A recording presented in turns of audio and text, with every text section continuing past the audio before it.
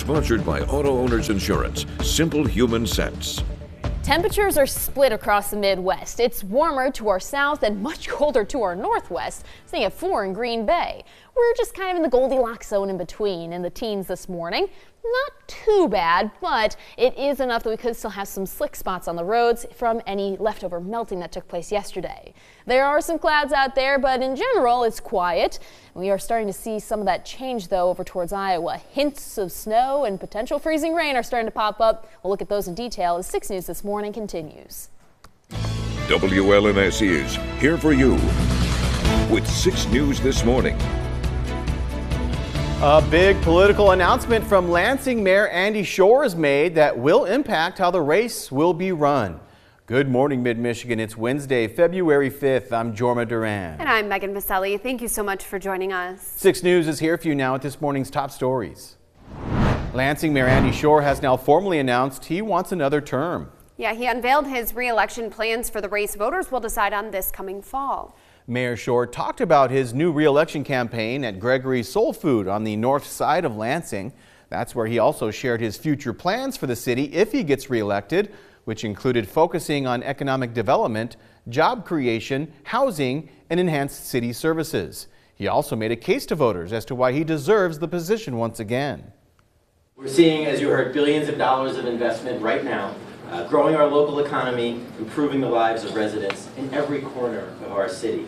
We've added resources for public safety, and we've reduced crime. We've fixed infrastructure with the dollars that we have, and we went out and fought for more dollars to bring back to fix our infrastructure. We've accomplished so much, but there's still work to do.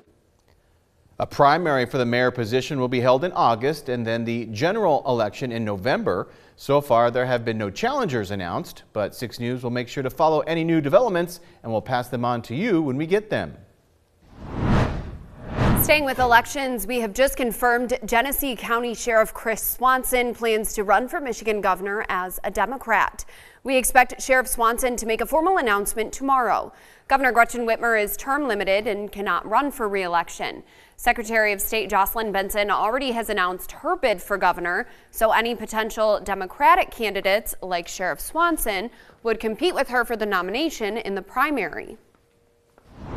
The band director at Adrian High School, located in Lenawee County, is now facing serious criminal charges. He's accused of having a sexual relationship with a minor.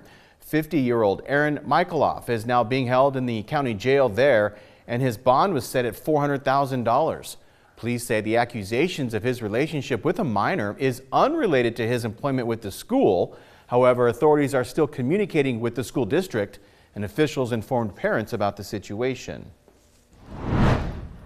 One of the last surviving Tuskegee Airmen passed away at 100 years old. Lieutenant Colonel Harry Stewart Jr. died peacefully at his home in Bloomfield Hills. The Tuskegee Airmen were a famous group of black fighter pilots during World War II. Their success while fighting the Nazis helped pave the way for the desegregation of the U.S. military. Stewart was born on July 4th, 1924. He enlisted at 18 years old, became a pilot, and completed 43 combat missions during the war, even earning 3 aerial victories in a single day. The United States Postal Service announces that it will now stop accepting packages sent from China and Hong Kong until further notice. The suspension was announced last night and is effective immediately. However, it does not include letters and flats. The Postal Service did not provide a reason for the suspension or say how long it'll last, but it comes after the U.S. imposed an additional 10% tariff on Chinese goods and ended a customs exception that allowed small value parcels to enter into the country without paying tax. The world now waking up to shocking statements from President Donald Trump regarding the future of the Middle East. After meeting with Israeli Prime Minister Benjamin Netanyahu in Washington, President Trump says the U.S. will take over the Gaza Strip amid the ongoing conflict in the region. Naomi Ruckham is here for you now with a closer look at the president's proposed plan. Following the first meeting of his second term with a foreign leader, President Donald Trump proposed an all-out power grab of the Gaza Strip. The U.S. will take over the Gaza Strip and we will do a job with it, too. The stunning statement came during a press conference following President Trump's meeting with Israeli Prime Minister Benjamin Netanyahu, who said the idea should be considered and praised the president for his work on the recent hostage deal. Your leadership to help bring our hostages home, among them American citizens.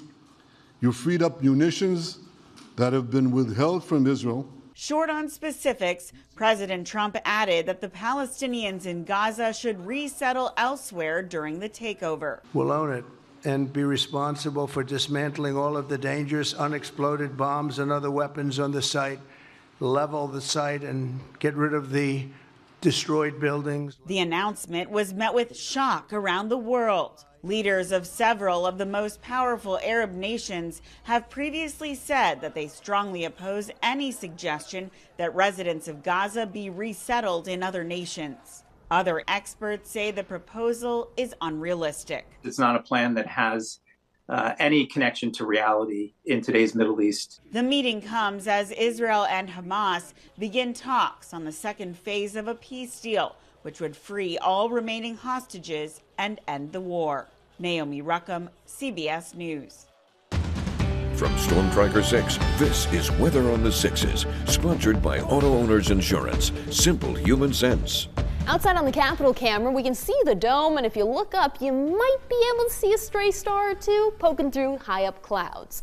Now, those clouds are just drifting across most of the Midwest this morning, and they aren't doing a whole lot. We are starting to see some hints of snow over towards Iowa, though, and that's where temperatures are also split. We're in the teens. Off towards the northwest, Green Bay's at 4, and in Indianapolis, it's 31. This collision of air masses is what's giving us that chance for freezing rain tonight. It is much colder to the northwest, too. Great Falls is at 9 below zero actual temperature. Wind chills dropping down to below zero in many spots across Midwest, only dropping into the single digits above zero here in mid-Michigan. Kiki has the right idea. Just lay on the carpet. Sometimes you just have to do that. I might do that later today. But if you do plan on heading out, know there's a chance for some snow showers in the afternoon. That's going to slowly decrease as we get towards the early evening. But around 10 o'clock and on, that's when we have that chance for freezing rain in our area. Warmer air is going to go on top of the cold air that we have. It's still well below freezing here even tonight. But the warm air causes it to rain first, and then the last little bit it switches over to freezing rain and flash freezes. Wow. It's like, do you want to pour sprinkles on the desk or a gallon of glue? One's easier to clean up. I was going to say, when it happens, don't let me know about it. I don't want to clean it. Oh, you don't want to clean up the glue? I've just realized, too, I have donuts, for an example, and a gallon of glue that's in that bag over there. Forgot to use it all morning. I know. Yeah, you said you were bringing donuts. You just started with my memory, too. It's been a week. We'll do that tomorrow morning. Wednesday. Something to look forward to. It's Wednesday, so if it's already been a week, get a grip. Oh, gosh, it's not going to happen. Oh, boy. We're in trouble now.